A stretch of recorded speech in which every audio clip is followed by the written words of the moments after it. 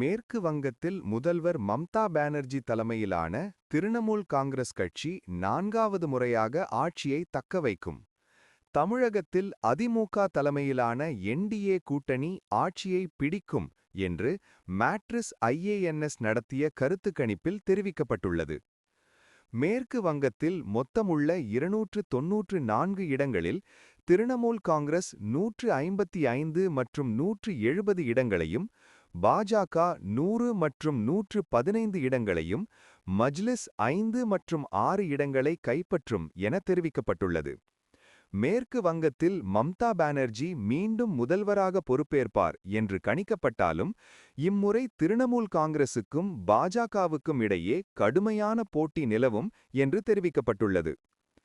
தமிழக அரசியல் களம் குறித்து இக்கருத்து கணிப்பு வெளியிட்டுள்ள தகவல் பெரும் பரபரப்பை ஏற்படுத்தியுள்ளது. தமிழகத்தில் திமுக கூட்டணியை பின்னுக்கு தள்ளி தேசிய ஜனநாயக கூட்டணி NDA ஆட்சியை கைப்பற்ற வாய்ப்புள்ளதாக கணிக்கப்பட்டுள்ளது.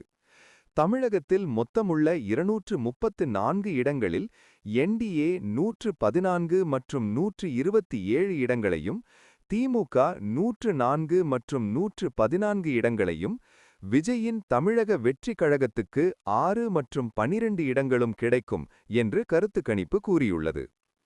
அசாமில் பாஜக பெரும்பான்மையான இடங்களை வென்று ஆட்சியை தக்க வைக்க வாய்ப்புள்ளதாகவும், கேரளாவில் இடது முன்னணி காங்கிரஸ் கூட்டணி இடையே இழுபறி நீடிப்பதாக கருத்து கணிப்பில் தெரிவிக்கப்பட்டுள்ளது.